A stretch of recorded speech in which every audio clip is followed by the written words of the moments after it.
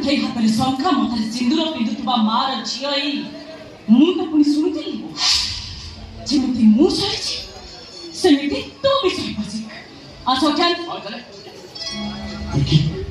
ଆଜି ମା କଥା ମୋ କଥା ନ ମାନେ ଆମ ମୁହଁରେ କୋଇଟା ମାରି ଦୁଇ ଘରୁ ଚାଲିଯିବାକୁ ଚାହୁଁଛୁ ତ ନିଜେ ଭାଇସାବ ମୁଁ ତତେ ଆଶୀର୍ବାଦ କରୁଛି। ତୁ ଯୋଉଠି ଥା ଯେମିତି ଥା ଭଲରେ ଥା ଆଉ ଜୀବନରେ